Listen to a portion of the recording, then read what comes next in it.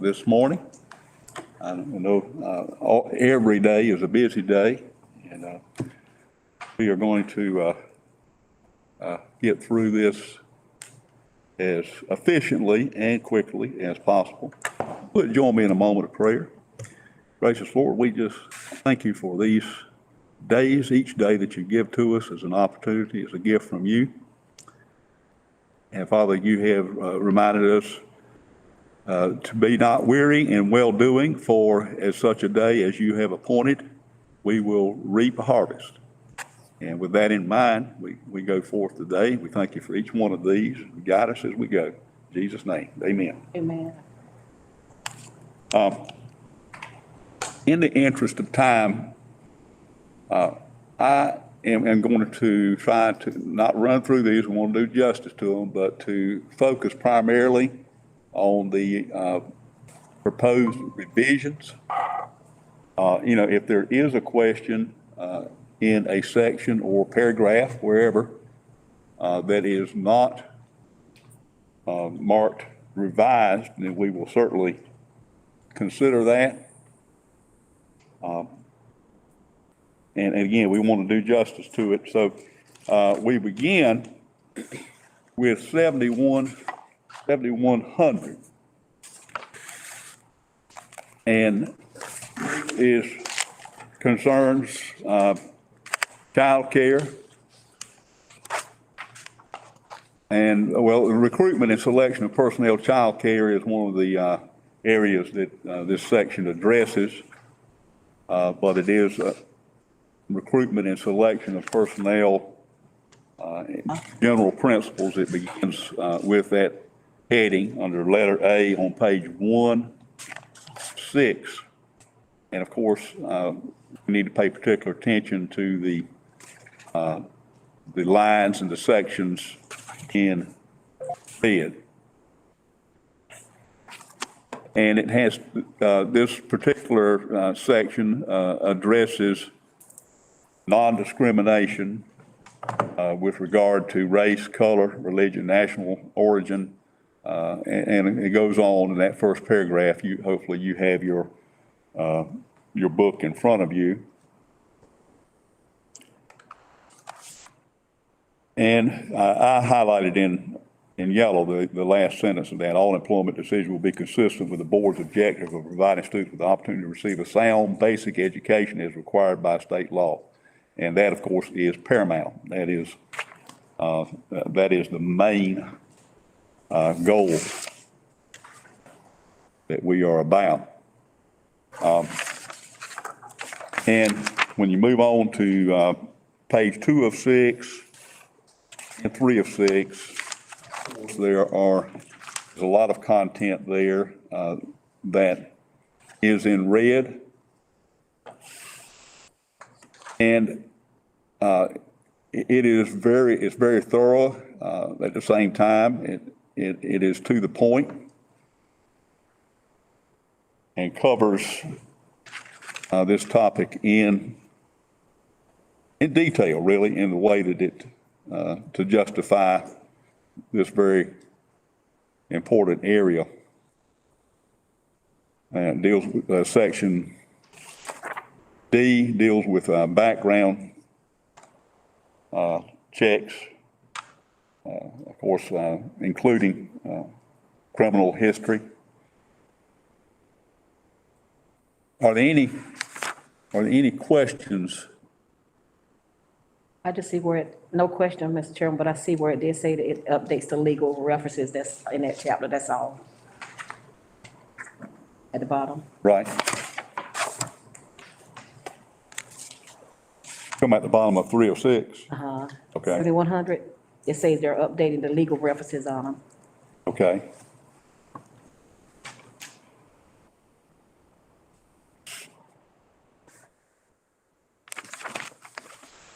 All right. If there are no further questions or comments, we will move on to. Mr. Chairman. Okay. Yes, you have to second. Is there a second on that? Second. All right. All in favor say aye. Aye. All right. We'll move on to 7110. That's another area. A lot of these are editorial changes. As Brandon just pointed out, a lot of these are legal references that have been updated to include cross-references and any directional information that's necessary if we need to go and research this in the statutes, which back up all of these. Okay. Are there any comments, any questions on 7110? Hear none. We have a move for approval. Second. Second. All right. All in favor say aye. Aye. All right. All opposed, no. The ayes have it. 7130 deals with licensure on page 1 of 4. And it states, of course, in number 1 of A, person employed in professional educator position must hold at all times a valid North Carolina professional educator's license appropriate to his or her position. And Ms. Melissa, you may be able to shed some light on a comment, or I guess I could phrase this in the form of a question. I made a note subject to annual review. And I know that the ultimate responsibility has always been on the employee to make sure that they are up to date in all of their licensure requirements and the professional development that's required. Yes, sir, that is correct. And we also, from our licensure department, send them a email at the beginning of the school year or a letter stating that their license is up for renewal. And Miss Billy Jo works with them during the school year to get those requirements met. But it is up to the teacher to keep their license up. Right, that's always been the case as long as I can remember. And, Yes, sir. and of course, I know that in initial orientation for teachers, that is emphasized, that it's their responsibility, and I'm sure it's in the teacher handbook. All the teachers still get a handbook, and that it's an important aspect and deserves underscoring. Are any Courtesy, Miss Billy Jo tries to keep up, send emails, and she has that communication with them during their time of licensure.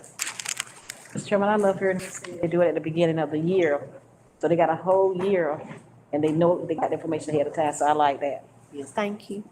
and of course, the key is to monitor that ongoing so that they don't find themselves in a situation where it's maybe impossible to catch up in time to renew Right. Their licensure. But again, ultimately, it's the teacher's responsibility. Yes, sir. Okay. And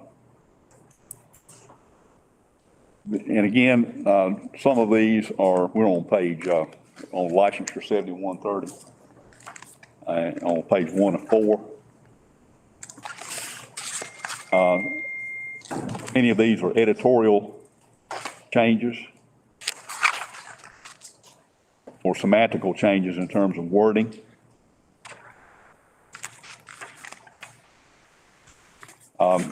This is near and dear to my heart because significant part of my CTE station, and that line in red under number 1 of B. We did, and I'm sure is still the case, depending on teachers that are already actively engaged career-wise, and they're able to dedicate part of their time to instruction of students, and some of them, of course, are retired and have come back,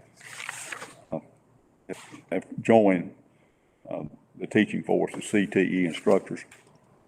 Are there any comments and questions on on section 7130.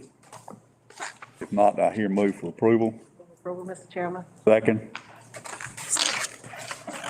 Aye. Aye. Okay.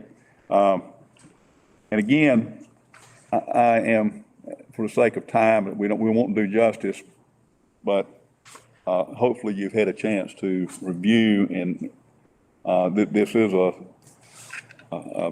fairly good number of policies here. And I think by that, of necessity, we need to focus on the ones that have proposed revisions. So moving on then to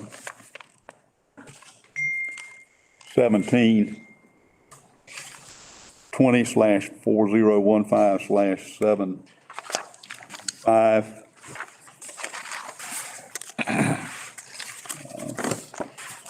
Go there.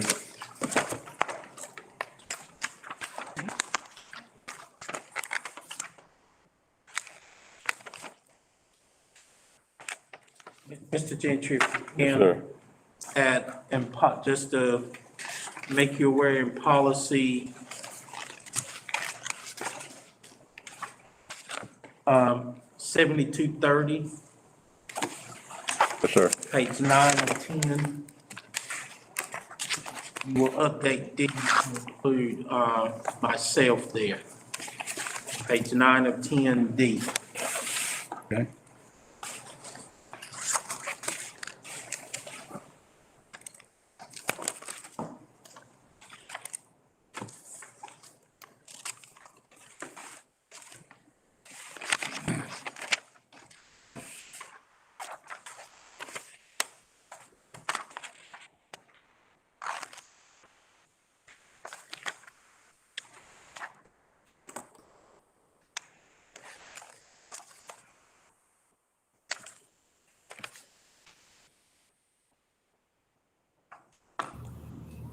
What's your extension, Bobby?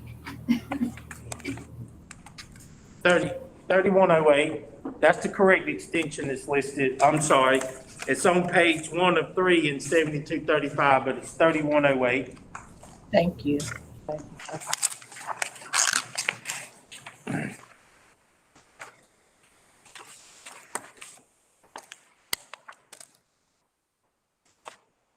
Okay, we will note that.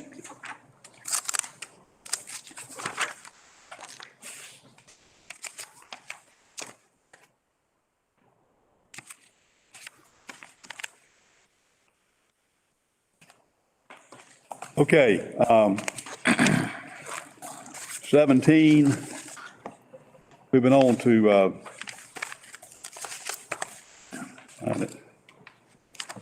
1710.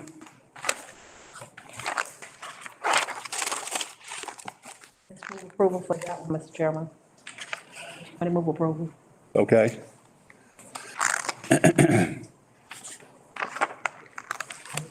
Somebody. Second. 1710, 4015. 1720 gotta be approved.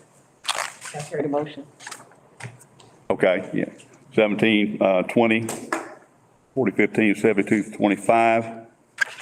Adds parentheses to indicate section includes pregnancy, childbirth, sexual orientation, and gender identity. Updates legal references. Approval, is there a second? Second. Okay. All in favor say aye. Aye. Okay. Moving on to 1710, 4021.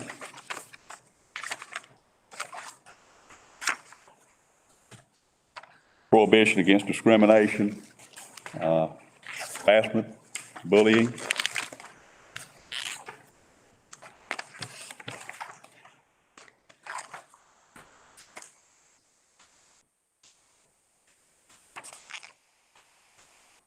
Adds parenthetical to indicate corrects age discrimination to standard, updates legal references, editorial change. Any comments? Questions on that one? I make a motion that we approve. Favor say aye. Aye. No? Okay. And then 7232. Discrimination, harassment, workplace. Adds a new reference.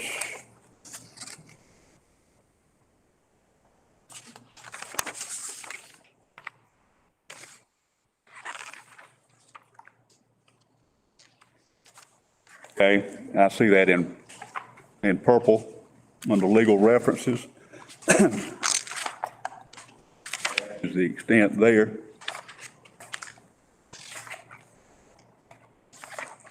Make a motion we approve 7232. All in favor, say aye. Aye. Okay. All right, and then, 1725, 4035, 7236. I added a new reference. Adds a new reference. Only thing there. Second, Second. all in favor, say aye. Aye. Those opposed, so. All right. 1726, 36, 72, 37. Again, editorial change, adds a new reference. Second. Favor say aye. Aye. No. And then there's 7240. Free and alcohol-free workplace. There are provisions under letter D, page 2 of 3, duty to report. And that, of course, is in red. Notification must be given no later than the next scheduled business day after such arrest, charge, or conviction. Lest employee is hospitalized. I have a question there.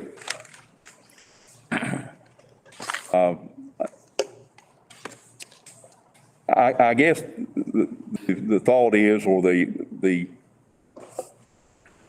thinking, and ultimately the requirement, is that they disclose their condition and their arrest, if that's the case, at an appropriate time, at a time that's practicable. I'm just thinking out loud here.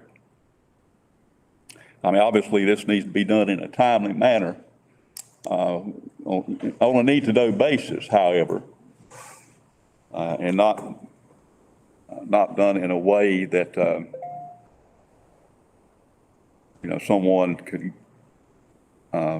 misinterpret or spread or inappropriately disclose the arrest.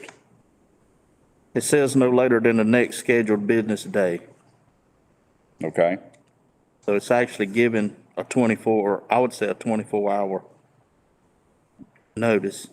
To do the subject matter, Okay? I think that's ample time. and that conforms with the law anyway. Right.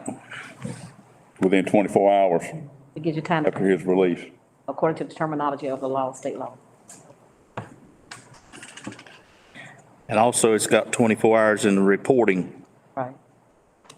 And also, there's, within 10 days of receiving a notice, a criminal drug statute conviction for violation, employee must position and fund it in any part. That's follow-up. I make a motion, we approve. Okay? All in favor say aye. Opposed, no. Motion carries. May I ask a question, Yes, sir. Dr. Walker, to Melissa? There is an automatic reporting system that if somebody, and we get that notification, Yes, sir. I want to make sure. Yes, sir. That's a good point, and that's what prompted my question, because, you know, we're in this case, with the wording here, we're depending upon the person, him or herself, to report. Right. Hopefully, everybody's gonna be forthcoming with that, but there may be cases where they're not.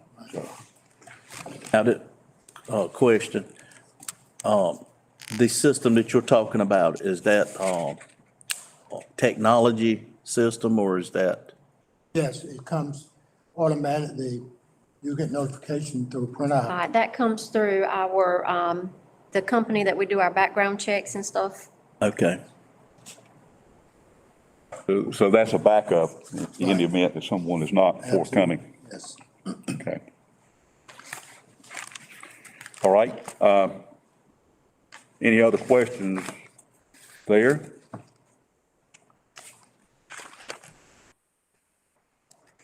Let's see, we've already approved that, didn't we? Yes. Okay, 7241. And alcohol testing of commercial motor vehicle operators.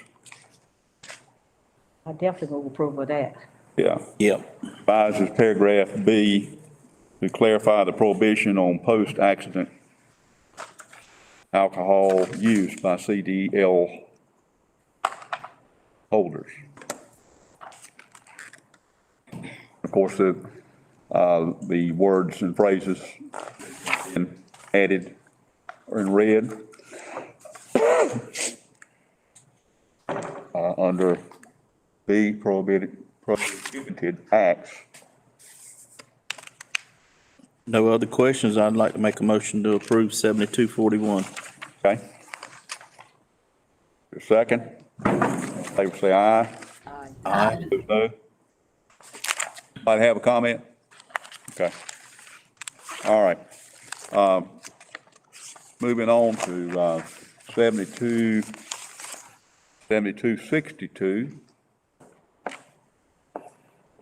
Communicable diseases in employees.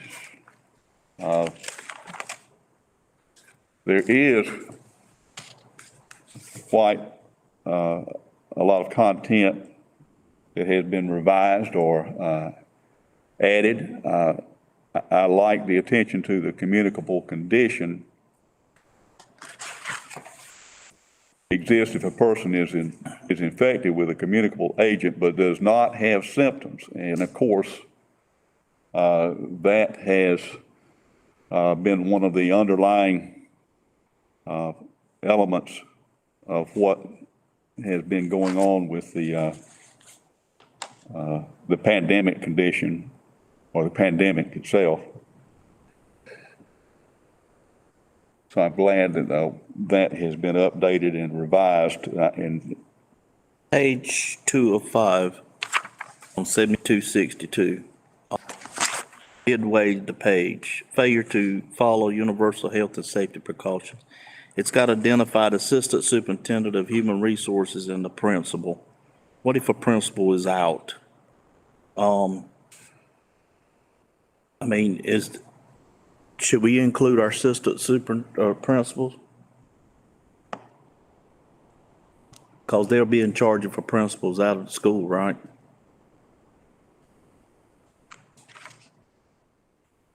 The good thing on this is just updating the legal reference on it. However, the normal practice is that the assistant principal does take over. But I'm asking, should we, That's a question for the superintendent. We can, yeah, no problem. In my opinion. since it's sensitive information? Normally, there's someone designated anyway. If it's a school nurse, it's what we've been. And that's Okay, I'm sorry, can we say principal / principal designee? right. Yes. And then that way, Yes. Because in most cases, it is that school. And That works good. a lot of this content is addressing, bloodborne pathogens in the context pre-COVID. And, you know, we had a lot of attention, a lot of precautions and protocol that was developed in the years prior to COVID, you know, about, you know, handling body fluids, obviously including blood, but not only blood, there are other body fluids as well. And of course, that's come more to the forefront with the advent of COVID. But this, to me, addresses it very thoroughly and to the point.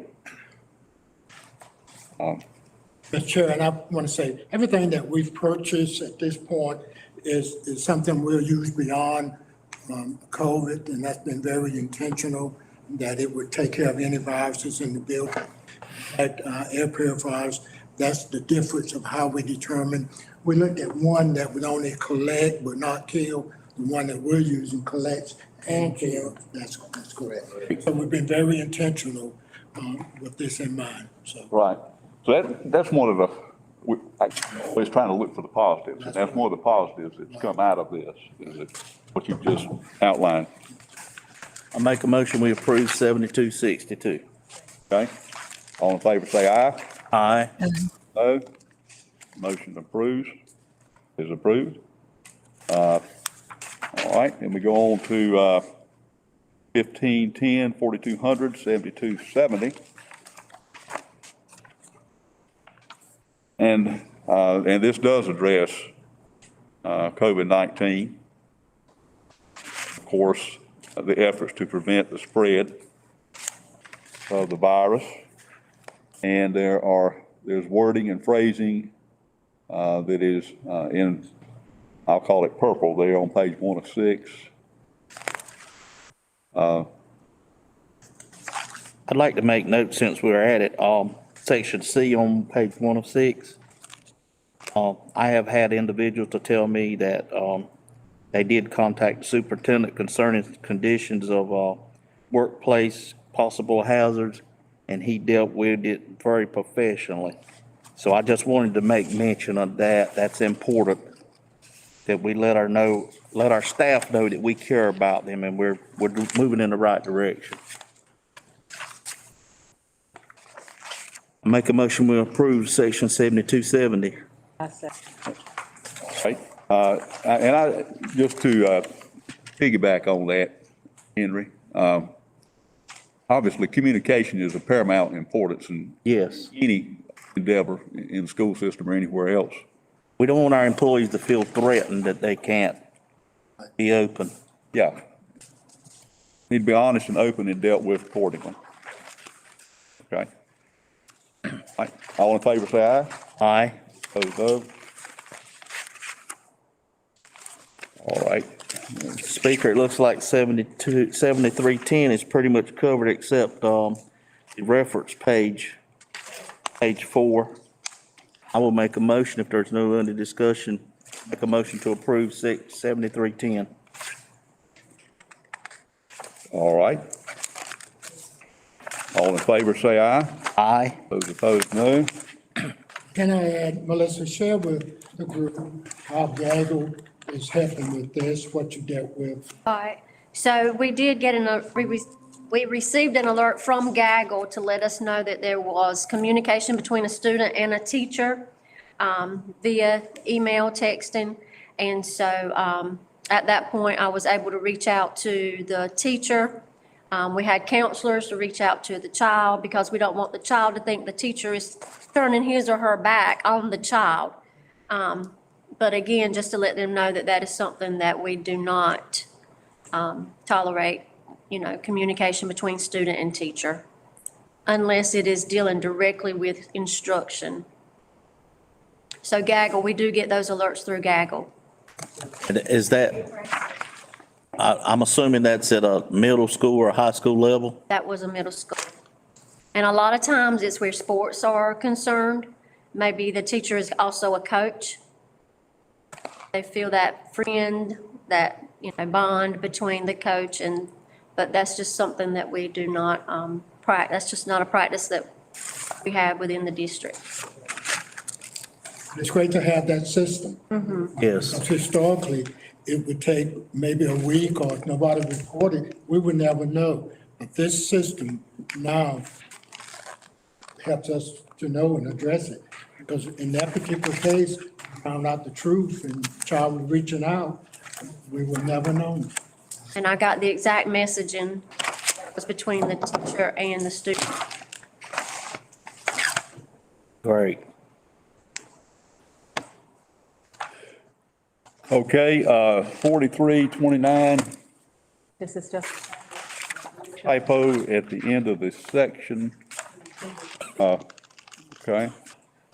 7311, and I'm trying to, where that typo is. I'm sorry, it is a comma, Mr. Gentry, that first, page 3 of 6. Bullying or harassing behavior based on sex, they added a comma there. Okay. I had to look at it several times. a typo. Okay.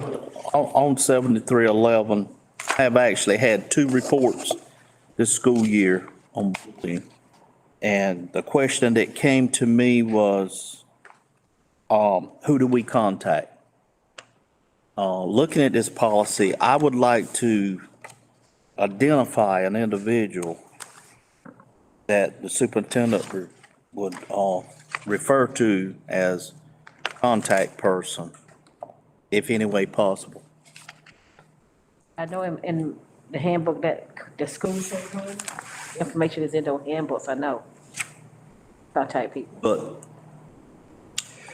Yeah, we can say the same principal or designee. And this clearly spelled out in those handbooks. Because I know the guidance counselor does a so lot. that would go to HR, Oh, no, I don't know where it goes. that would go curriculum specialist. That's what I'm, Goes to student services to Jennifer Freeman. You mean from the school to the district?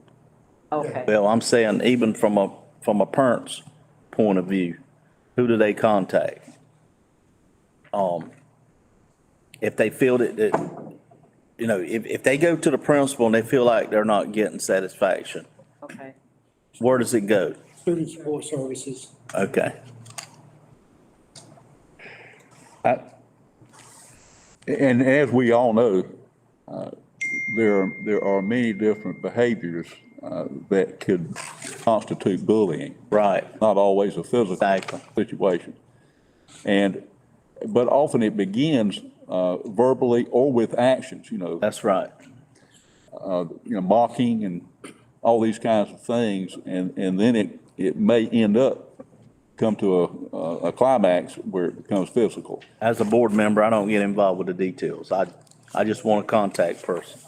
Yeah, That's important, Mr. Brewer, because the first thing that the district would do is make sure it meets that definition of bullying. In most cases, it don't, because part of that definition is overtime, that continue unwelcome behavior. right. Right, And so that's an important point.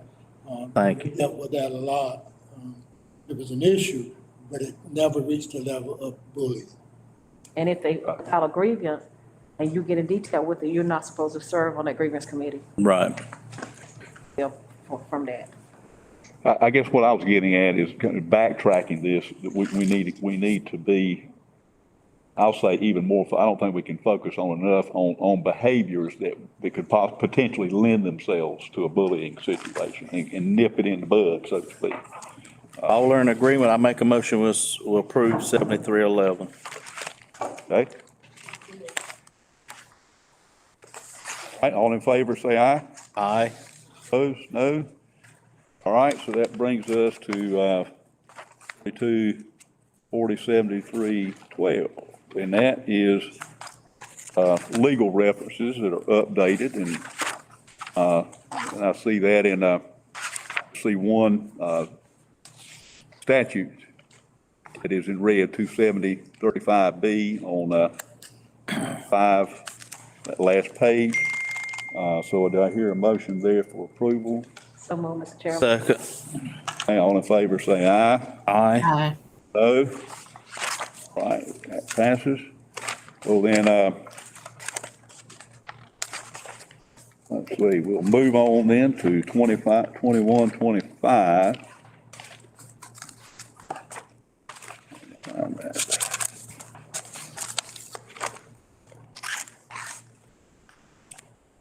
I like how it's got the superintendent, designate added into that already. Didn't hear you, Brenda. I said, I like how it has the superintendent already in there or the designated person.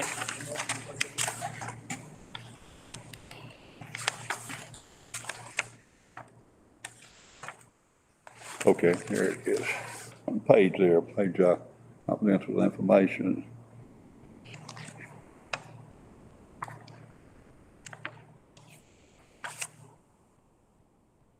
And this is reinforcing in my interpretation, what we already, I'm sure, have in place in regard to handling student records and handling and transmitting personally identifiable information and the safeguards to protect that. I like that. I'm moving forward on that because of the. Second. Okay, all in favor, say aye. Aye. No. All right, and then we move to 32, 25.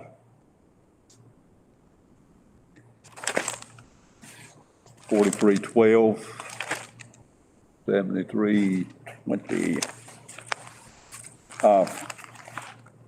And of course, we're dealing with the language in blue, highlighted in blue, blueprint.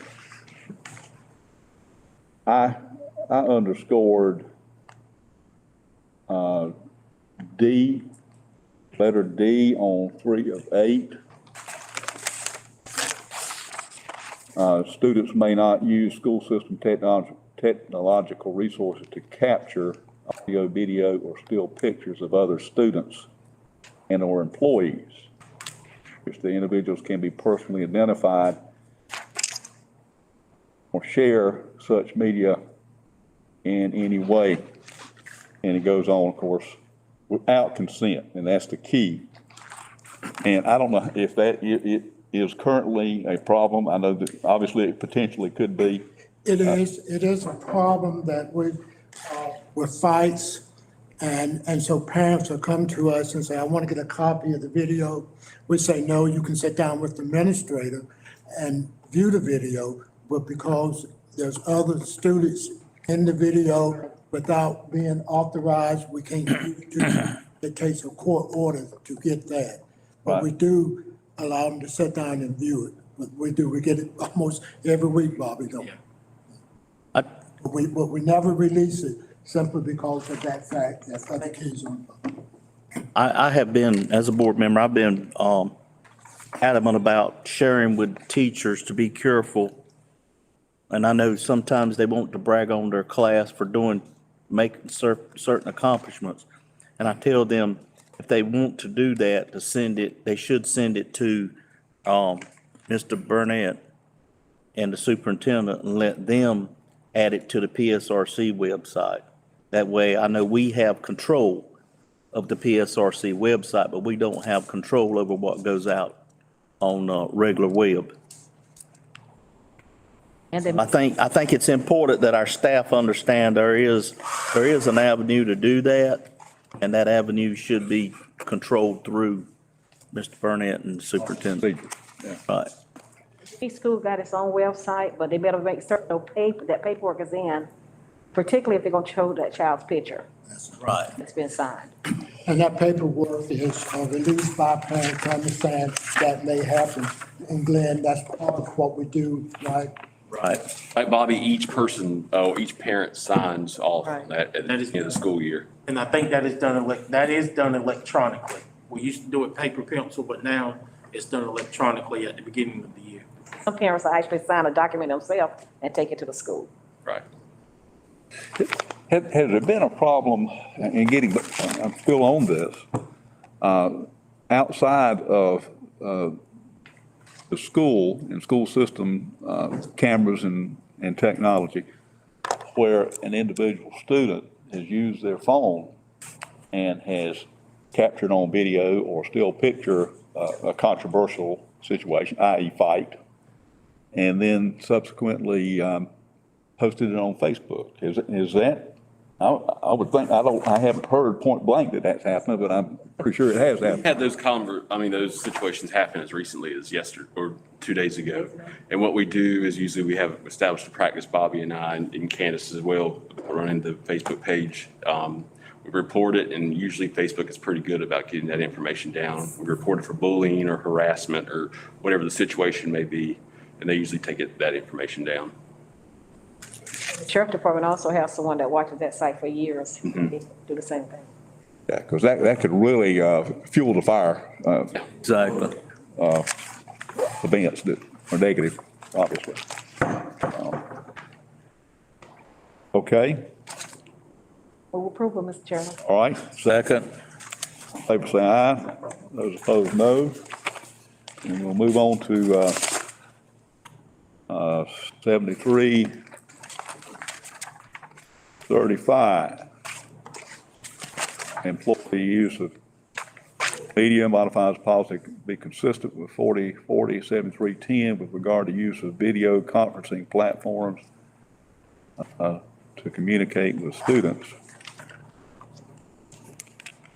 Updates to cross references to it. I do move approval on it.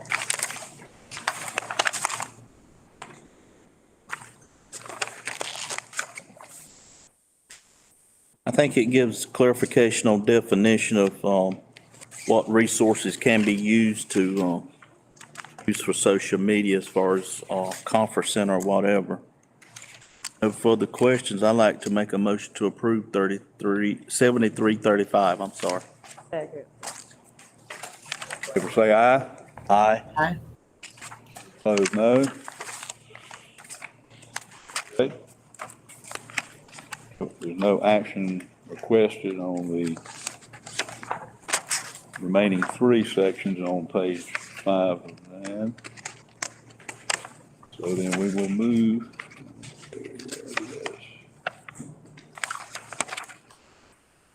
7400.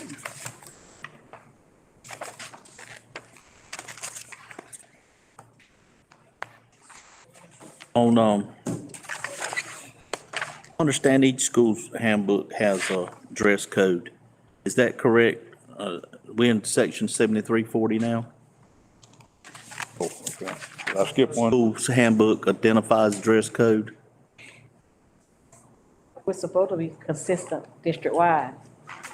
We're supposed to be consistent district-wide on the dress code. Now, there are some schools that may have a jean day or certain type of dates that they do certain things. Dress down day. I'm good with that, if the superintendent's good with it. Right. I may make a motion, we approve 7340. I want to inject something here, and this came from a personal experience from another school system, actually in Wake County. I was taking my grandson to school, and I know this deals with employee dress, but what I'm about to share was student, and obviously that's a different area. But I was, and it was dark when I dropped my grandson off, but I was, I'm gonna say, appalled by what I observed in some of the students getting out of the cars and what they were wearing or not wearing, if you get my drift. And again, I know that's for students. And I hate to say this, but not every teacher or school employee has good judgment about what's appropriate. I just know that. And I'm not referencing any particular situation. I date myself here, but when I was in my especially my early years of teaching, all the men were required to wear ties, and of course that's long gone by the wayside. We actually have a kindergarten that wears a tie every day at one of our schools. He said, we call him. Kindergartner, student, yeah. He wants to be a superintendent, he said. I just think overall that's something that we need to pay some attention to. We expect our employees to be professional, and then the conflict that you're addressing with students, they're getting out of the car, they left the house that way. So the conflict is, if the house didn't have a problem, how can you in the building have a problem? And I've had to say to a lot of folks, you know, the truth is our standard of expectation is a little bit different, a little bit higher. Than it used to be the other way around. You could get away with more at school than at the house, but it seems like in a lot of cases, get away with more at the house than the school. But that's the conflict, because they say, you know, I left the house that way. Used to, students would go in the bathroom and change. Change. That's right. What they used to do. Yep. Now, but you were just saying, so we gotta be sensitive how we deal with it and just really share our policies, but that is an issue. Yeah. That is an issue. And, yeah, and the males with the sagging pants. I won't say which school, but it was a high school, and I was standing next to the principal. And it was a class change, and students, of course, they were walking orderly through the hall. And most of them had, and I'm talking about, they looked fairly neat, and shirt tails tucked in. And then there was this one that, you know, took me back to the day when that was an ongoing problem almost every minute of every hour. I believe we've come a long way with that. It seems like we have, and Mr. Chair, we'll have a way to go.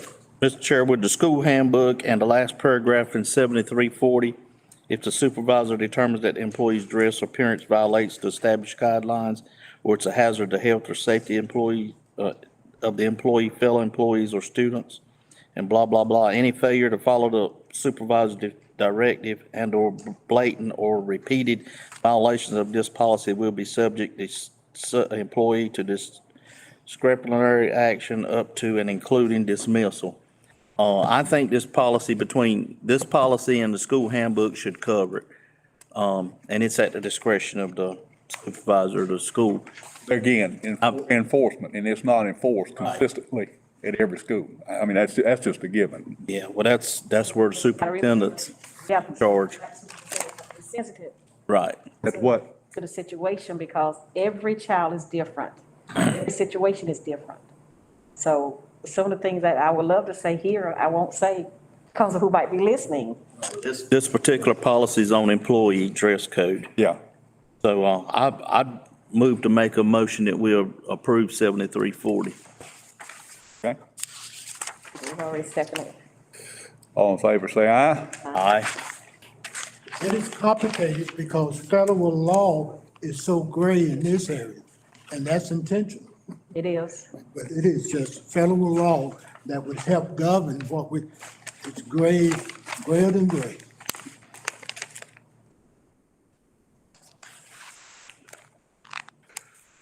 Okay.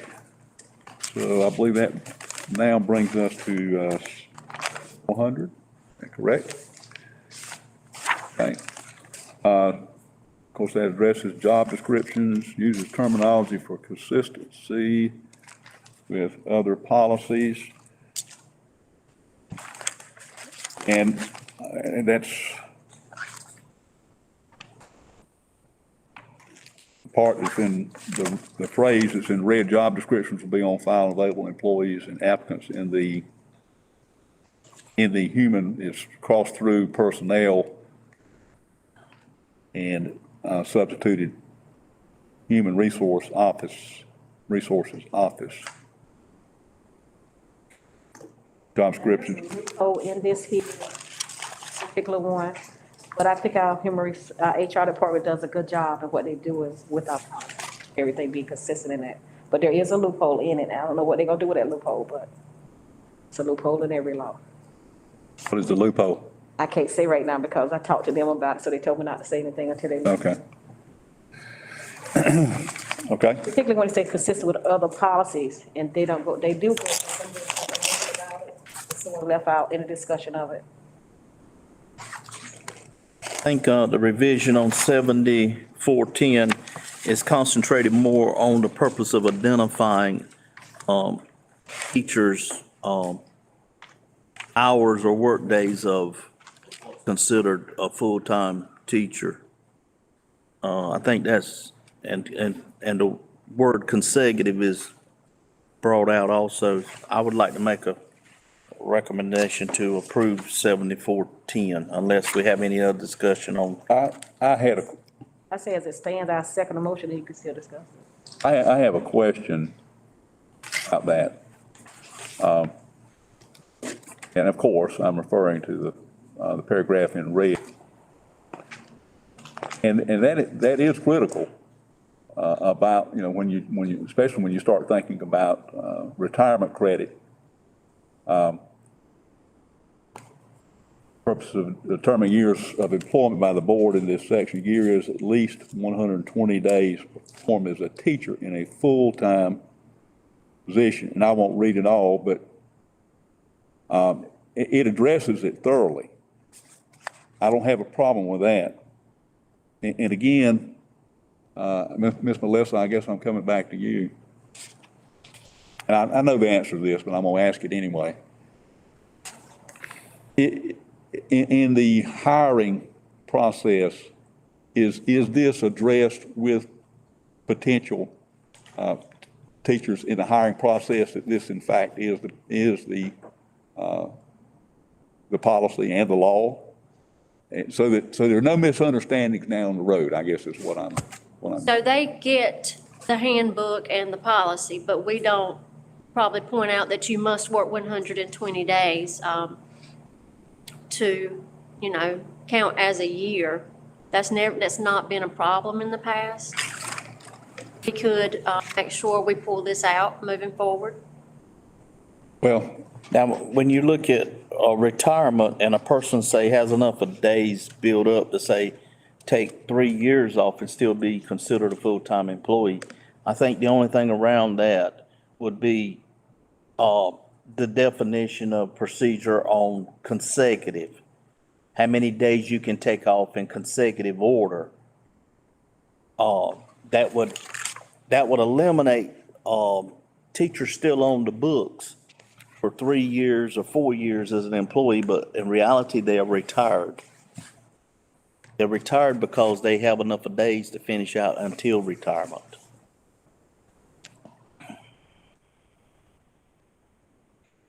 And I'm not sure if there's any policy on how many consecutive days you can take. I know in the industry world there is. So that would be in line with our FMLA and how many days they're out. And now, if they're using their leave, personal leave or sick leave, they're still counted as being on the payroll. Those, for the 120, those days would be counted in those 120. So if I'm just out on sick leave for 20 days or FMLA, I think is 60 days, I'm still counted as an employee toward my 120 days. This is someone who just up and leaves. They're just not here and have no days. Okay. Count. But Thinking more of, sick leave, that's as if I'm there because I'm being paid. I was thinking more of a retirement side in what I was saying. But I understand there's other factors that works into that also. Just like the FMLA and sick days.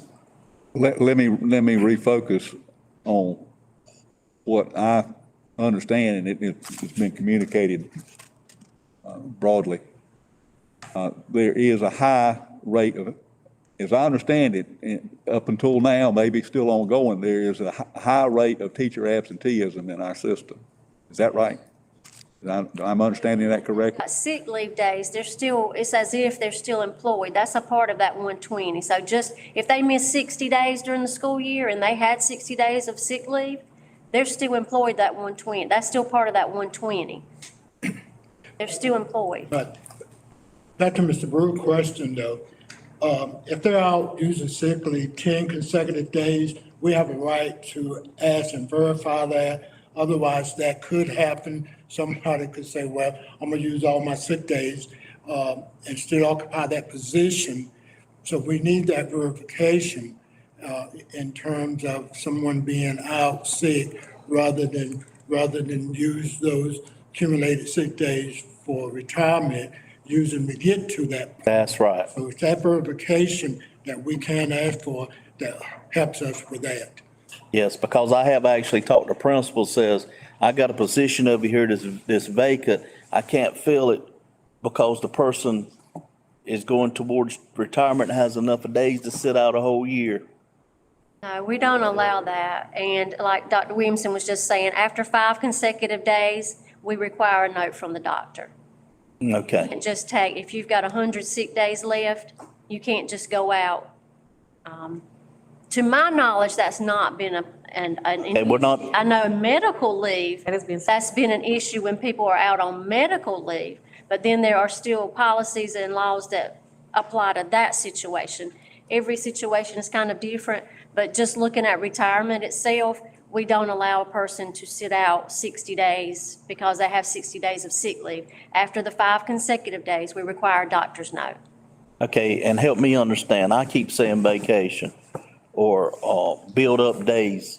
Annual leave. Is that different than sick days? And if it is, how? A little bit different. An annual leave day, a teacher cannot take an annual leave day if the students are at work.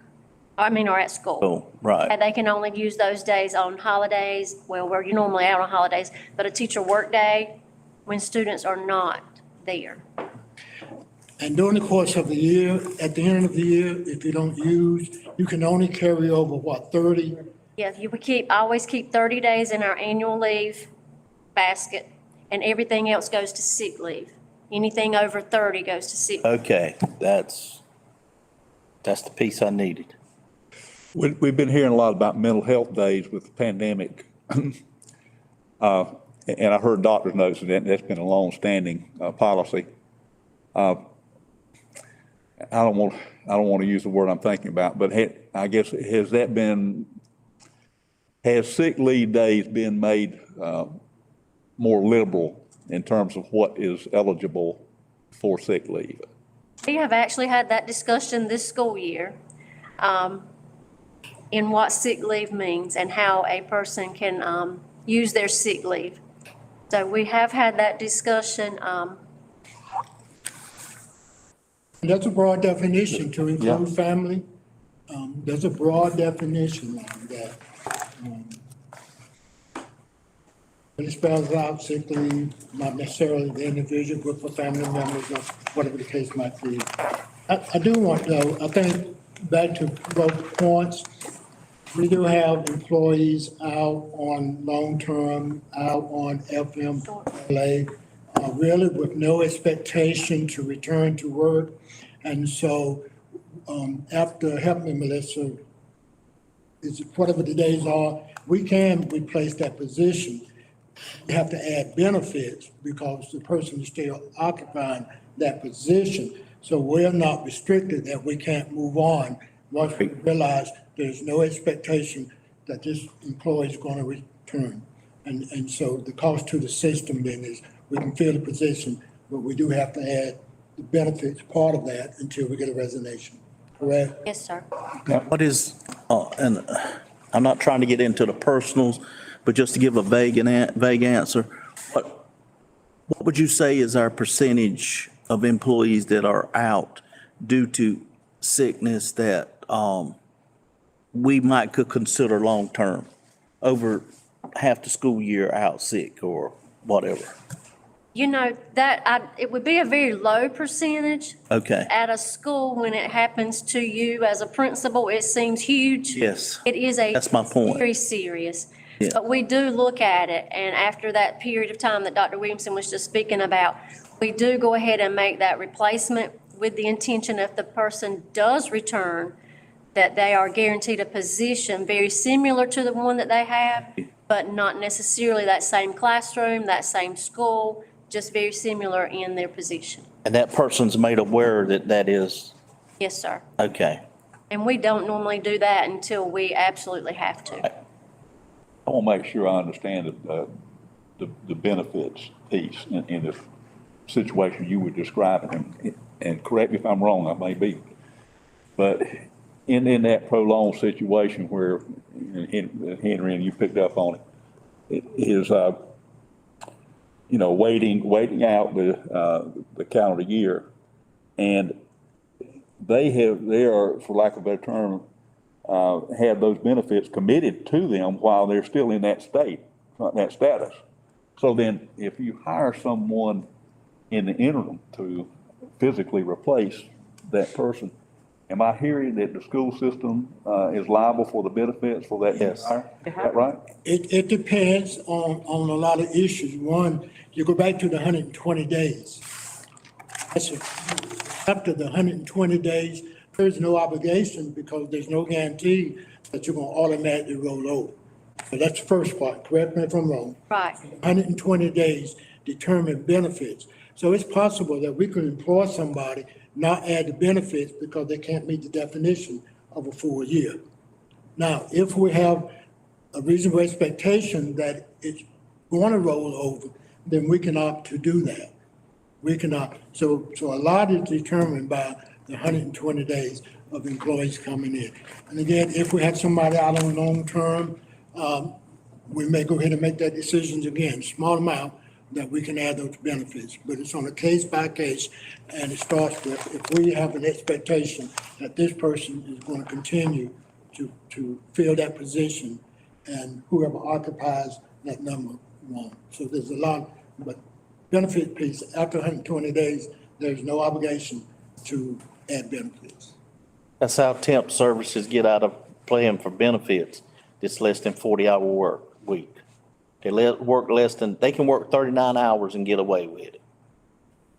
As long as they don't work 40 or more hours, they don't have to pay benefits. And also there comes a time, we look at pay status. So if I've used all of my sick leave days, I have no more days and I'm still out, I have to be willing to pay my part of the benefits because they take so much out of our check to pay our benefits. So if I decline that, then the school system doesn't have to pay their part.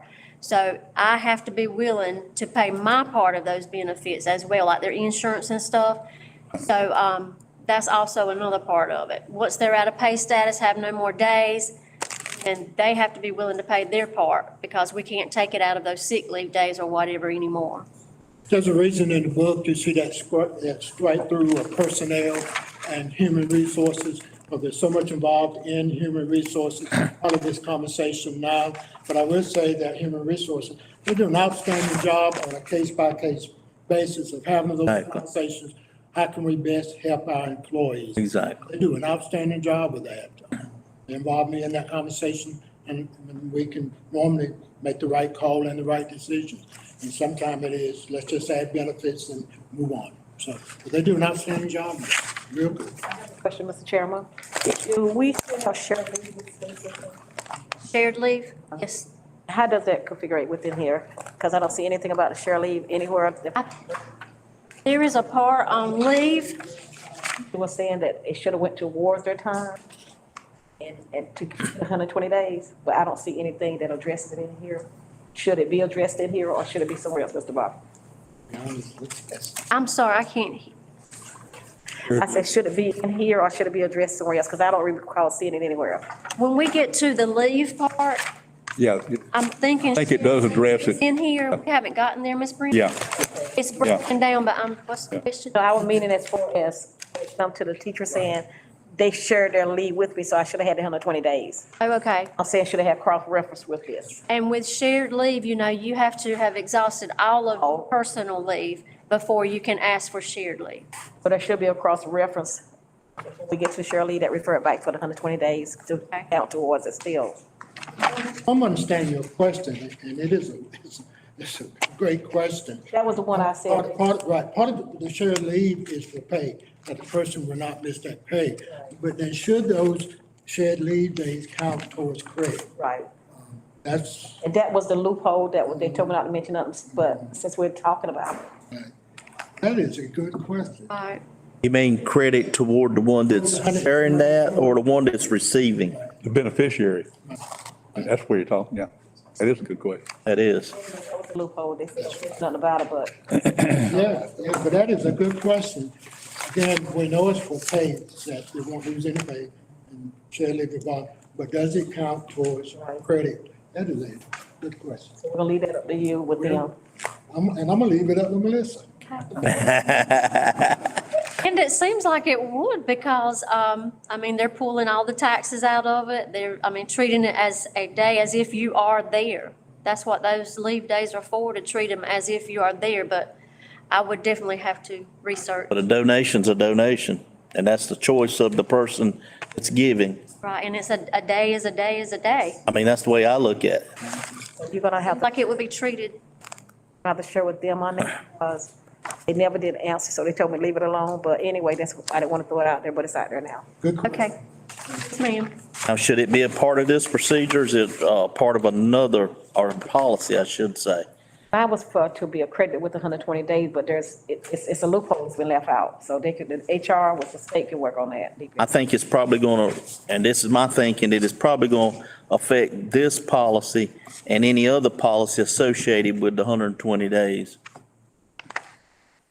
Just throwing that out. So I'm saying it may be in multiple sections in all of our policies that it's going to affect. Okay, Make a motion, we approve 7410. okay. Just said, but call for the question. You second? I seconded earlier. Okay, all right. All in favor, say aye. Aye. Aye. Those opposed, no. Motion carries. Okay. Then we will move on to professional personnel contracts, and that is an section in the cross-reference part down near the bottom. Move approval, Mr. Chairman. Second. All in favor, say aye. Aye. Carries. Okay, and then we'll go on to 7,500, workday and overtime. What about substitute teachers on 7430? Oh, I missed that one. Yes. Okay, I'm sorry. All right. I think there again, there is a update on the legal references down at the bottom. Move approval, Mr. Chairman. All right. Before we vote here, I'd like to make some comments here. Okay. And I don't want to get drawn out and send you in a different direction. But I do have a concern, since we just talked about long-term absences, whatever it may consist of. A teacher has a substitute teacher, and Dr. Robert and I have talked about this at different times. A substitute teacher's filling in, and our goal is to educate the child, to give the child the best education we possibly can provide. Now, we have a standard course of study that we want to follow. Now, I'm concerned that a substitute teacher needs approval to be able to access the information that the teacher would have to do her best, because I think we all know we're in a time that we're short of teachers. If they're not in the market and applying, we can't hire. So we've got to have an alternative source. The alternative source is substitute teachers. And I realize there's a liability in giving access to different programs that we have. But maybe we should, maybe it might be something that we need to look at and address, that we get some kind of contractual sign off with a substitute teacher that's going to be in a teacher's class that's out long-term, so that those kids can get what they need from class to class, whether it's a substitute teacher or a certified teacher. That's my concern. Respond. Mr. Brewer, yes, we did have that conversation, and maybe I didn't follow up, but if it is a long-term substitute, we have worked with our DTL staff, the digital teaching and learning, to make sure that they have set up an account for that long-term substitute. So they have the access to the Canvas, so they can go in there and have any of the documents that they need to teach those lessons. So yes, we have, that has been addressed and that has been taken care of. Super. And those substitutes get some preliminary description on how to use the system. Yes, and Great. all the principals and teachers I've talked with, they do that during their PLCs, to keep the long-term sub up to date. Great. And of course, our supervisors are out in the field, so they're working. I mean, that's that's what they've really been focused on for the last few weeks, is just helping those, since we have so many substitutes. Thank you. So that they can get into the system and continue that instruction. And I understand, we're structured around policy and guidelines because of protecting people's rights and protecting government, our government, programs. But, sometimes there's unique situations like just what we discussed with sick or leave or whatever, that we have to work around the system somehow to get a legal way of saying, hey, we've got substitutes or fill-ins, and they've got to have access, because this is not an overnight thing. There's a paragraph, same section, 7430, that speaks to qualifications of substitutes. Of course, we know that there's some that have more education or in training and skills than others. And I guess, Ms. Melissa, it seems like we're picking on you today, but is there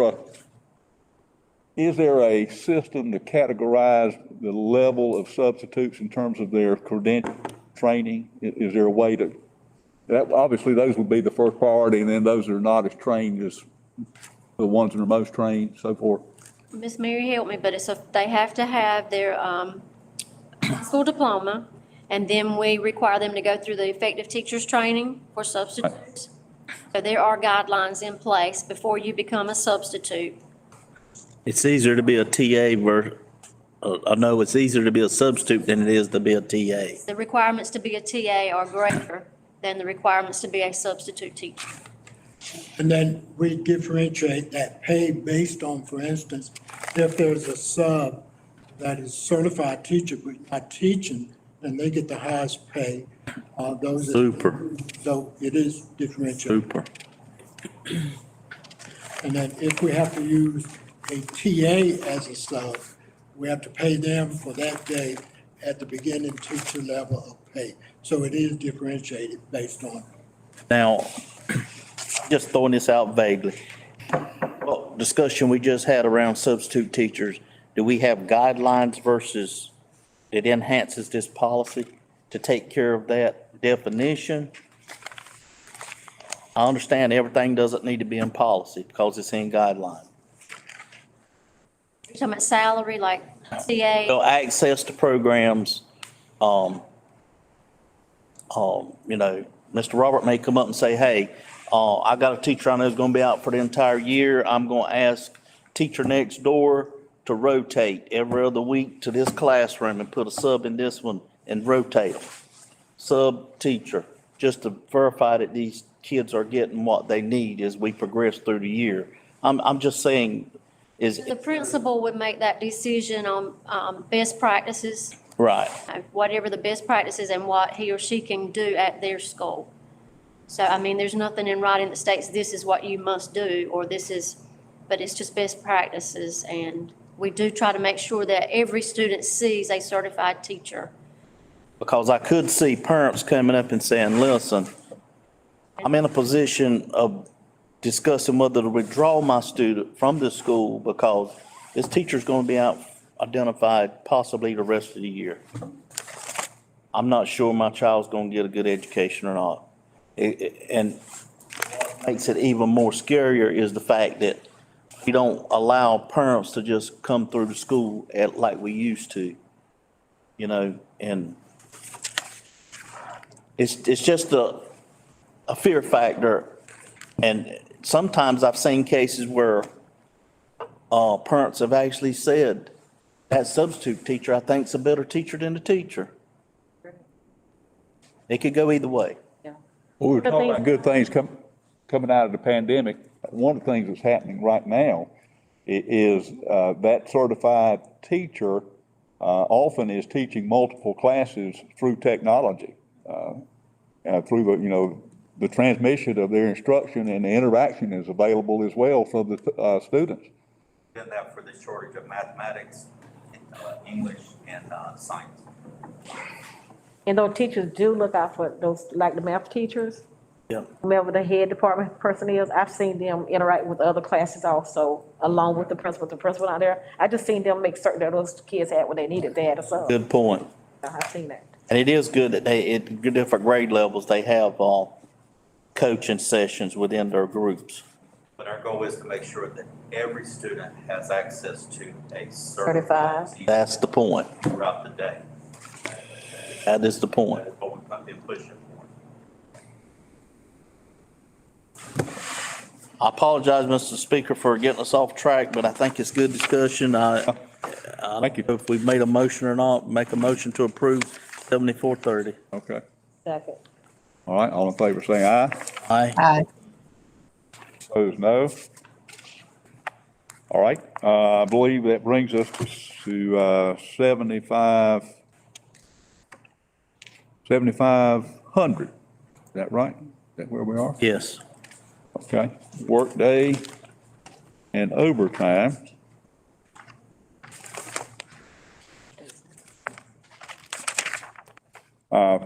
And again, the proposed revision is one relating to legal references on 7,500, 2 of 2. And Mr. Chair, if I may, we had Ms. Erica to review this because if you look at on page 2 of 2, in summary, it pretty much says that at the end of the year, we pay our people for their comp time if they haven't used it. And that's something that has not been a practice of ours. So Ms. Erica reviewed this and has some suggested revisions for us to look at, since that is not something that we have currently done. Her suggestion is, starting with the sentence that says it is highly recommended that comp time be taken by the end of the next pay period, to leave that as it is. The next line, she's recommending to change that, and this is actually the line she's asking that it change. Employees may accrue a maximum of 240 comp time hours and cannot be paid for more than this amount in overtime pay at the appropriate rate. I think that's great because that'll cover, if you got 12-month employees and now we're having Saturday workshops or academies or whatever it's called, and whether it's 1 hour, 30 minutes, or half a day, or 8 hours, this is a way around working with those type folks to make sure that they're compensated. So Cannot be paid more than what? cannot be paid. Her changes in that, in sentence that start employees may accrue a maximum of 240 hour comp time hours and cannot be paid for more than this amount in overtime pay at the appropriate rate. So you can't roll over from year to year. That's why part of the compensation is, our first offer is compensatory time rather than the payout, because you can see what happens with the payout. So that's our first hope is, let us trade you days, whatever the case might be. But the habit's been with, in the past, I've dealt with folks who said, I've got, 500 hours of comp time, and I've said, how? Wow. Because you're limited to the carryover. Carry over. And it only applies to non-salary people. So teachers, this doesn't apply to certified staff at all. Any non-salary person does not receive, any salary person does not receive comp time. That need to be stated in. Example, myself, I'm a salary paid person. I do not get comp time. That's correct. Are teachers considered salary? Not get comp time. They're salaried employed. That's correct. Anyone who, Custodian, cafeteria folks, 40 hours, they're non-salaried folks that would qualify for comp time. The work week now is 37 and a half hours. yes, sir. They never really qualify until they get to 40, and then anything over 40 is the time and a half. That's why it's that compensatory time that we have to look at, because at the time and a half, you see what that math would do to you. Yeah. I think we leave this policy as is. What we've said to our administrators is talk to HR, and let's work on a case-by-case basis. That's the best way to handle that. but to be clear, because the first thing is nobody can automatically receive comp time without a supervisor. Thank you. That's right. So people that have to understand policy of supervisors. Right. So I think the way the policy is, that we, So do we incorporate Erica's suggestions with, I don't think so, because okay, this is a federal piece now that we kind of need. okay. And we need to work with supervisors to make sure that they understand and that we track them. Approval, Mr. Chairman? Second that, and, we leave it as is. And I'll go ahead and ask for approval, but then I have a question. All in favor, say aye. Aye. This has come directly to me, at least one teacher, and she said she was representing others as well. And it has to do with professional development and specifically the online workshops that are requiring them to be involved on Saturdays. Is there anything in place to compensate that they're getting paid? They are getting paid. Okay, Yes, Dollars for an hour and a half. That's what we're paying them. okay. It's, what if it's something that's an 8 hour or 4 hour? Yeah, we're paying for whatever. Here's the other part of the conversation. I'm thankful for some money because those folks by definition are salaried individual. There's no overtime. We can require that as part of that job duty. I mean, the language is clear on that. And we're just thankful that we have the funds that we can pay, and we try to do that as much as possible. But part of that contract, part of that being a salaried employee is we can ask you to do it, It's built in. Including Saturdays. including Saturday, It's built in, build in. but we're compensating them anyway. Right. You know, every contract says, and other duties as, That's, yeah. As assigned. that's Yeah. correct. Mr. Chairman, they're all virtual, so they do it from the comfort of their home if they're traveling on the road. So it's not like they have to come into the school building. Right. They can be at the beach. And there's something, Be at the beach. now, obviously, that adds convenience to that. So, But we do try to pay every opportunity because time is valuable and we want to make sure that they understand we value their time. But we could. okay. Well, that helps. That helps me and to get back with this person. Okay. That brings us to 7505. Compliance with state education employment policies. This is a editorial correction or addition or change, update with the website address there in the legal reference section. Make a motion to approve 7505. It's just, like you said, it's a Second. legal reference change. Okay? All in favor, say aye. Aye. Opposed, no. Can I share this thought? There's been some question we did receive from DPI in terms of calendar modifications that most systems are going to. That is illegal because most systems are operating on 1,025 hours. So as long as we protect 1,025 hours, then we're not in violation of a state board policy. Glenn, help us, and Bobby, as it relates to the calendar. But there's a lot of questions floating. Can boards do that? Can we? Yeah. Yeah. And the truth is that we're not paying folks for not working, because we're gonna ask them, and you'll see on Tuesday night, there is a list on our website now of sites for wellness and mental health that we're asking folks to visit that, and that meets that PD. You know, but that's an example. As long as we stay within 1,025, that's what we have to protect. But there's been a question if that's legal.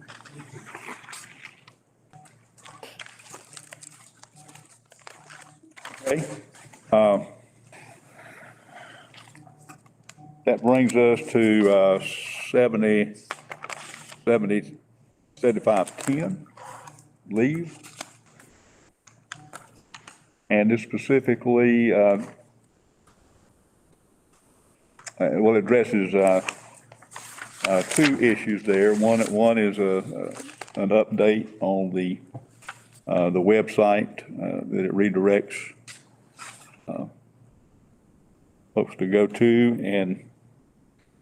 and a temporary requirement related to COVID-19.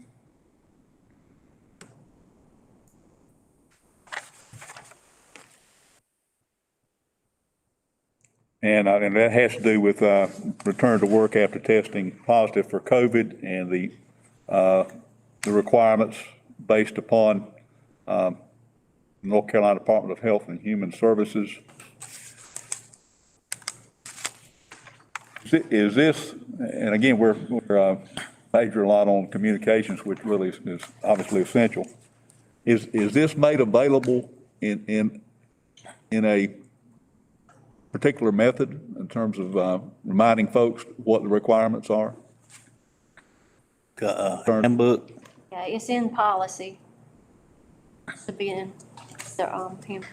In terms of return for COVID, Mr. Gentry? Yeah. If one of our employees meets one of these criteria, then they have a conversation with the nurse. So the nurse, this is part of that contact tracing with the nurse, and the nurse sits down and says, you know, if you're positive, here's your return date for this. If you're exposed, here's your return date for this.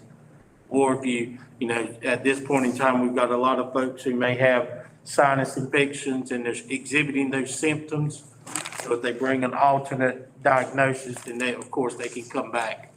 The only question I have been approached with on this is that, you know, there's different guidelines in relation to the person's had their vaccinations or not.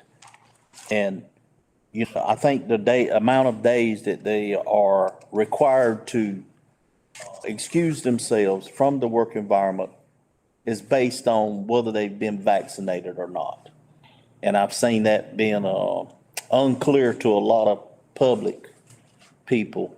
They don't understand why one school's doing this. They look at it as if one school's doing this, another school's doing that. In reality, they're following the same policy procedure, but it's when you get to really asking questions and talking more about it, you find out that person may or may not have chosen to get the vaccinations. So it's on a case-by-case basis. Right, exactly. And it's temporary because CDC is steady changing. So that's why they put that temporary piece in there. And as they were doing a discussion on the board, they kept showing geographical location makes a difference also. And we try to simplify it because we've stayed and clearly defined positive 10 days, exposure 14 days, and that you can show us. And we've not asked, but they volunteered to us, then we've worked on that. Okay, you know, again, principals and HR, everybody's done a real good job with a complicated issue on a case-by-case basis. You know, once the federal leave left, that's what the board said, let's look at it on a case-by-case. But overall, we've done a really good job in working with our employees because the intent is no fault of their own.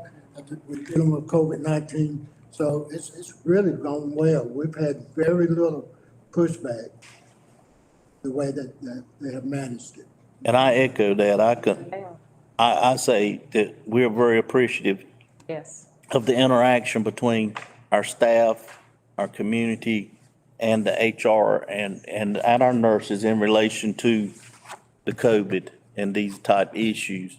I think we've had no major uproars about this situation. We've handled it very professional. We've been watched by South Carolina State heavily. They have Senator Hennigan, Senator Hennigan, they have really applauded our efforts and what they're looking at on our dashboard and everything. It gets better every week. I ditto that. And I think a lot of it is setting standards and sticking to those standards. Yeah. Absolutely. We all agree on. Yes, sir, Mr. Chairman. And that's another way of saying thanks to the board for supporting us on that. That's what that means. You have supported us in that, and it's really made a difference. That's why I never did. Thank you. Okay. Did vote on that, didn't we? Did we? Got approved on it. Yeah, it was approved, brought it into some discussion. Right. 7520, family and medical leave. State's terminology for consistency with other policies. Mr. Chairman, sorry, we didn't approve it. I don't make the motion to approve that one. Okay, Move approval for 75, whatever. okay, 7510. 7510. I make a motion, we, approve policy 7510. Okay. All right, those in favor say aye. Aye. Aye. Opposed? 75, that moves us on to 7520, family and medical leave, updates terminology for consistency with other policies. Is the time limit on FMLAs, Miss Melissa? 60 days. It's, on 10, it tells you that's 12 work weeks, period. Gotcha. That would start over the next school year for an employee.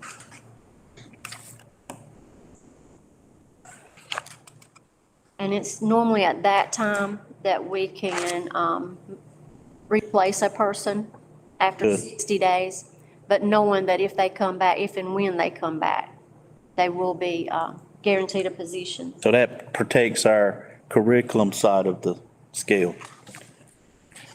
Thank you. Melissa addressed it earlier. Approval, Mr. Chairman. Second. Okay, all in favor say aye. Aye. Opposed, no. Carries. Brings us to 7530, military leave.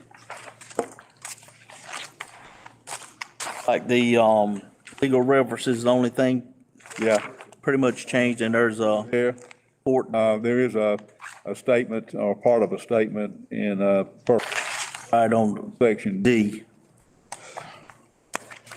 Carolina National Guard returning from active federal duty, from active state duty for a period of 14 days or more, from active state duty in response to national emergency or a major disaster declared by the president. I think that's it. That's a correction and, it's a semantical, Make a motion, we approve. okay? All right, those in favor say aye. Aye. Opposed, no. All right, that brings us to 7540, voluntary shared leave. And I think we had some discussion on that earlier. Perhaps that covered it, unless there's further questions at the Now, editorial change there. looking at this, I know the superintendent said we had brought up some good, that board member Farabee brought up a good point. Is that something that we need to wordsmith and maybe put into this volunteer shared leave? Is that where it goes? I think it's, with me talking to DPI, that's something that they have to address with HR and everything, is what they told me. They asked me not to say nothing about it, because it's a loophole that's been left out. Yeah, and plus probably going to be reviewed by legal department also. The state will make that decision. Right. But we will carry that back to the state level, that concern. Okay. Make a motion to approve 7540. Second. All in favor say aye. Aye. Opposed? If I may add, just as a point of conversation, sometimes when people look at this policy, they overlook serious medical condition. So there is a defined list of what qualifies, because again, a lot of times people overlook that and just think for anything, it's gotta meet that definition. Okay. And we used to, when I worked, that's what we'd go through. I used to have to go through and try to find loopholes. I find myself doing that now too, so. Okay, again, 75, we're now on 7560. Permitted salary deductions for absences and discipline of certain exempt employees. And there is quite a bit of language in red. Some of the original language is stricken.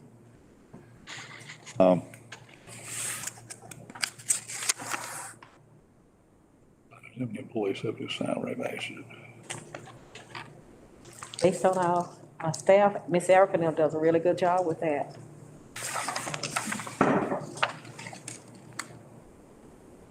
Concerning the salary deduction and everything, and they said they work real good with HR.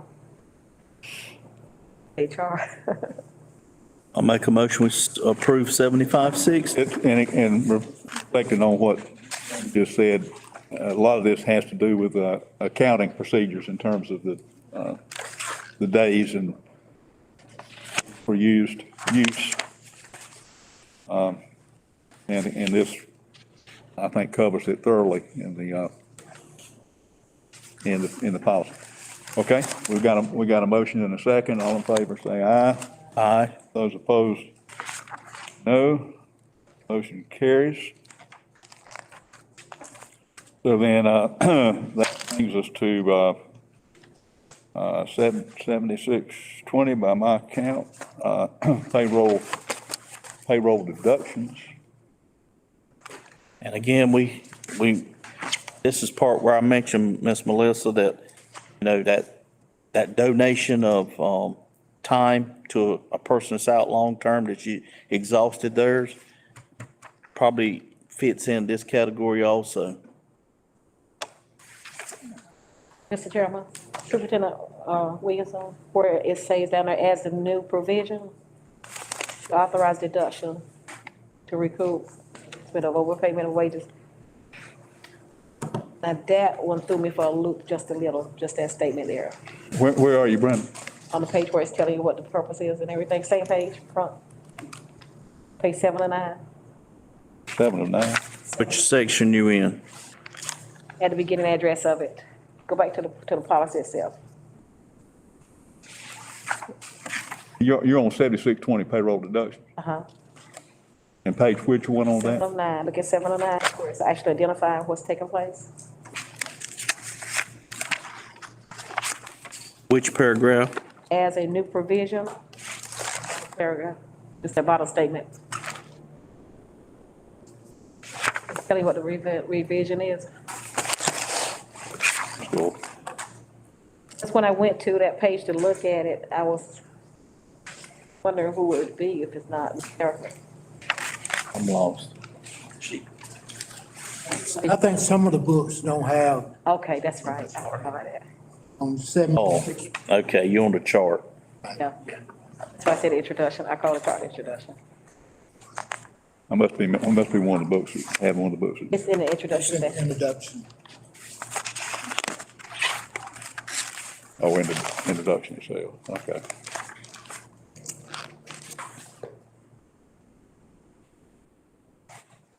I just thought that should have been mentioned, that's all. Okay, so you're talking about bullet point, the third bullet point under 7620 on 7 and 9, okay, I got you. So, I don't think that's a practice by us, I don't either. probably rightly so. As a It new leads business to- officer. Leave it there. Move approval, Mr. Chairman. number 12 and 13 of page 1 of 2 on policy 7620, they took optional out. So any life insurance or dental insurance is payroll deducted now? It's not optional. Right. If I may, let me back up though. Yeah.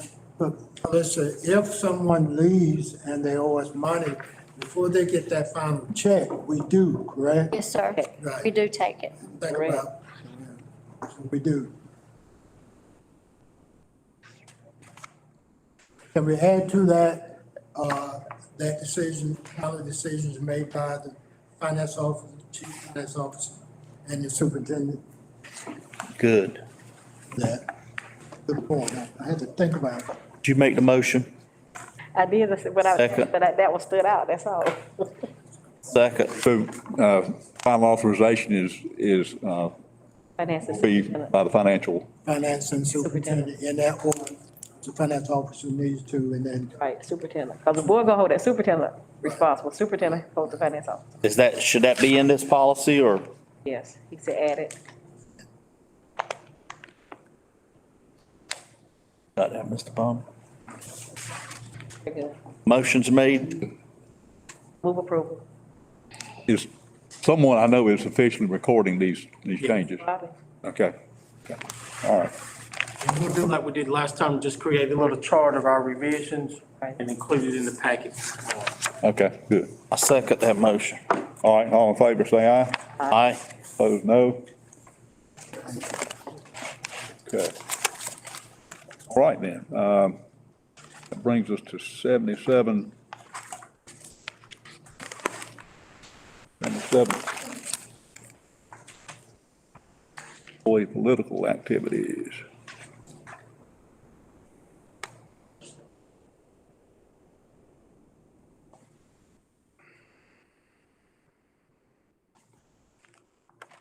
Okay, on policy 7720, where it says, however, the political activities must not take place during work hours. And that's for the employee. Now, what if an employee takes a personal day? That's the normal practice. If they're gonna man a registration booth for voting day, they have to take a personal day or a day, which then means it has to be approved, 5 days in advance by the building principal. This policy makes a good point, that we can teach this process as social studies, but not to influence students That's correct. on that, so. Right. But that's our normal practice, if needed. And, yeah, and of course, numbers 1, 2, 3. Is that what you were referring to, Henry? One, Yes. 2, Yes. under the however? It's not depriving any employee from being involved, but they have to be willing to, use a personal day because it is a freedom of choice. Am I correct, Mr. Williams? That's correct. And if it's an administrator, they have to take a day leave without pay unless they have to, because they don't earn personal leave. Right. Right. I make a motion to approve 7720. And I'll just note too, and the sentence in red, the last paragraph begins with however. I hope that is being adhered to. I'm sure it's not 100% all the time. You're gonna be, Somebody on the speaker? Speaker. okay? Somebody? I'd have something? Hey, Mr. Gentry, I'm sorry, this is Anthony at Pembroke Middle. I was just gonna say the same thing, like classified employees don't accrue personal leave either. So that just might need to be clear, like what Dr. Williamson said, if they don't accrue personal leave, that they'd have to take leave without pay. Because I don't think that's always probably understood by our employees. Good point. So Bobby, let's note that to that list, that we add that language so people will be clear on how. Motion to approve petitions. All right, second? All in favor, say aye. Aye. Opposed, no. Okay, that brings us to 1610, 7800, professional and staff development. I like that mental health training program. Yes, I do too. I like that. And I think that should be at the discretion of the superintendent. And again, I have been very pleased with the training that we already have implemented. Hasn't that already been implemented, Dr. Williamson, about the mental health Yes, aspect? yes. That's me and law. Yeah. I thought that was very thorough and very timely. This is good information and it's pertinent information. And throw out a little human side here. I was confronted last night, Dr. Williamson, about maybe we want to consider a couple days during the week of Thanksgiving. Motion to approve 7800. Okay, I thought you were trying to do Thanksgiving. I was like, whoa. A second. All right, all in favor, say aye. Aye. Those opposed, no. Ms. Brewer, what we talked about, is that Wednesday, help me to remember, is an asynchronous day. So employees are gonna be home anyways, what I intend. That would not require changing the calendar whatsoever, but we've gotta be in school that Monday and Tuesday. Take the 1,025 on the front end of winter to do that. And I think that would help the kids also. Yes. But I yes. really do hear them talk also. But on that, if I remember, it's that Wednesday. That Wednesday, yes, sir. Simply, so staff will be home anyway, working. Okay, good. So is that marked as a holiday day or not? Synchronous. It's marked as a work day, optional, Optional teacher. Okay, and we're just saying that everyone would be a remote virtual day that day. So, Because we had to, Ms. Brown, if I'm correct, we had to include 5 asynchronous days in the calendar, right? We could use up to 5, we could use up to 5 days remotely. We could schedule 5 remote days in our calendar. so do the teachers have teaching responsibilities on that day? Yeah. This is give assignments. Okay. They wouldn't give any assignment. You know how we do it, Mr. Oh, yeah. and the reason we didn't look at that Monday and Tuesday that whole week, because I know some systems are doing that, 3 weeks after that, 2.5, you're home for Christmas, 3, you're home Right. for Christmas. So again, we're trying to protect 1,025 hours. Gotcha. That's good information for the public. Yeah. Okay. So then, Approval. yeah, okay. All in favor, say aye. Aye. Those opposed, no. Motion passes. You don't need to spend any time on the next policy. Yeah, I was gonna say, Don't worry about it. Whatever it comes out, I'm gonna try to do better. I wanted to hear what you had to say about that. I'm gonna always try to do better. Please move on. well, Dr. Williamson, I'll make one point. You said when, you heard the board, you heard, I think you said 10 or 12 major ditto points. You've documented them and you're working on them. And as far as I'm concerned, if you've met those, your evaluation's perfect. Well, I gave him a public, evaluation, yesterday. I appreciate it. He spoke at our Kiwanis meeting and the room was packed. And, I gave him an A+. Appreciate that. It was well deserved. Tell you what is deserving though, is the fact that when you meet other LEAs, employees, and they're saying, hey, y'all got a fabulous superintendent. Absolutely. Robbed him. It makes me feel that God came on the scene to see No question. where the need was at. No question. Make me feel even greater for other staff wants to come over here and be with our staff. Fine. Motion to approve 7805. All right, all in favor, say aye. Aye. Those opposed, no. That passes.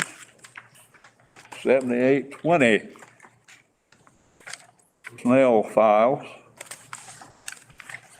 To approve that also. Second, I think that's cut and dry. I do too. In fact, the only recommended change was in the reference. Reference, Yeah, a few lines of red, but it's just done away with. lines referring to other policies as well. Right. All right, all in favor, say aye. Aye. Opposed, no. We're almost through. 79.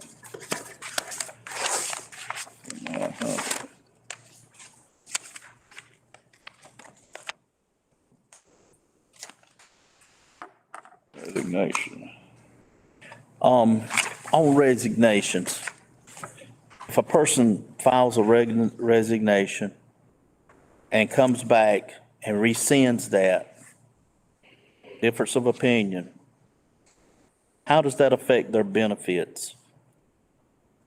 Being that there was a cutoff date that the state no longer gives lifetime health benefits. I don't mean to put anybody on the spot, I'm just wondering, how does that work?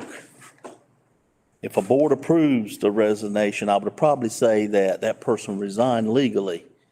But if it was rescinded before the approval was made, it would be of a different structure. Am I correct, or? Once we, suppose the recommendation has been given to me for, the person gives me their resignation, as soon as I date it, it's supposed to be Into effect? into effect. Correct.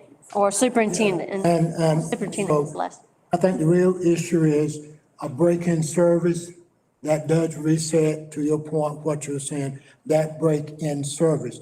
So once we receive that resignation, if the board take actions, which in most cases do, then they rescind. If there's not a break-in service, if they have not issued those final payouts, all of that, then nothing changes. But if that Okay. happens, then there is a reset back to square one, that break-in service.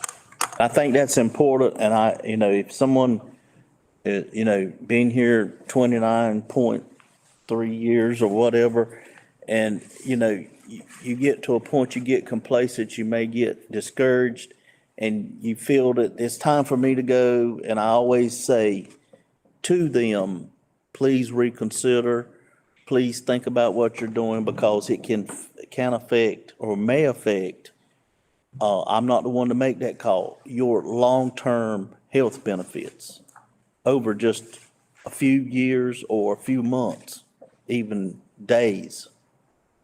That's a lot of loss with benefits a lot on your lifetime. Dr. Williamson, the definition of breaking service is when all the final documents have been That's right. completed. For example, you never officially retired until you cash that first check. When you cash that first check, it's done. And then there's a break-in service that sends you back to square one. If you leave through that retirement, you have those benefits now. But for the new group coming in the retirement, they're not going to pay the insurance part of that. It's a break-in service. And some individuals think that it's automatically, I've been out, but you still go back to square one. If you cash that first check. Done deal. So theoretically, someone's got a check in their hand, they're on the way to the bank and says, I don't want to do this. Even at that point, they could come back and cancel and still be good in the system. That's right. And we've had that to happen. We have, That's what I just said? haven't cashed the check yet, yes. I was just throwing that out there. I didn't think it. I have, That's close call. Amazing. It's a good point to make clear to all of our staff, that is the new procedure. I found a lot of employees do not know that. Because their assumption is, it's like it's always been. Okay, move. Make a motion, we approve policy 7900. Favor say aye. Well, folks, that brings us to the end. I make a motion, we adjourn. All right, a second. Yes, sir. Chair, I'm sorry, just to give an update to the entire group. To keep everyone abreast, I'm gonna ask the School Board Association after we finish the revisions each time to give me a copy of just the ones that were approved so we can email those out to principals. So that principals have an updated copy of what's being revised as Right. opposed to having to try to go and figure out what work we've done. We know what we've done, but I'm not sure our principals are aware. And I think Exactly. Mr. Barton's on, so that after each one of these meetings and at the board approval, then we can get these in the hands of principals as to what's being revised. Oh, but that brings up another question. In terms of documentation, obviously keeping a record of our revisions here. In what form does the final document, legal document, is it electronic or is it print or is it both? It's electronic. We do not have a current print version. So it's almost impossible to have a print version the way the School Board Association sends in the revisions. I've got Right. 8,000 and 9,000 on my desk now in spring and fall that need to be updated as well. So monthly, they're sending revisions. So I know it'd be nice to have a print, but by the time we print it, it's old. The last print book I got was from 2015, it's about this size. Yeah, okay, I know, it's way too much voluminous to have it all, you know, even when I was around, it was getting bigger and bigger every year. So then, I guess what, again, emphasizing is the legitimate and legal edition is what's online. That's what's online. And we upgrade that after every, Right, so after, for example, after our board meeting in October and after our board meeting in September, when those policies were revised, within a matter of days, the School Board Association had those revisions posted on the website. But there again, if you don't have that list of policies that were revised at that particular meeting, principals and other folks will say, okay, well, I've got to go and scramble and try to figure out what was revised. So what I would like to do is every time we have a revision, send those updates out to principals so they are aware of those revisions. Mr. Bobby, I want to say that that's great because when we first started, when I first started on the school board with Ms. Karen Brooks Floyd, that was one of the major questions. How can we simplify things where that principals already got their hands full, that they don't have to sit down days and days and go over all these procedures again? We just highlight and say, these are the major changes that was made, and they can just review them at their discretion. And Mr. Henry Bird, he used to take our books, we would leave them, and he would put it there, take out the old and put in the new. That's a lot of work. Exactly. Mr. Bobby, does their legal staff review these and say, hey, this, everything's good, or, you know, that's not legal, you need to go back and look at that again? Yes. So what I do is the revisions that I shared with the board in September, I emailed it to them and for them to review if we had stepped out of line or if something's not kosher with them. and that's the advantage of using the School Board Association. Their legal staff make sure we're legal. Yeah, That's Great. they got several attorneys. So, Well spent money. It is. absolutely. Okay, Motion to I adjourn. had a motion, all, in a second, all in favor say aye. Aye. Aye. Stand adjourned, thank Good you all. meeting, a lot of policy.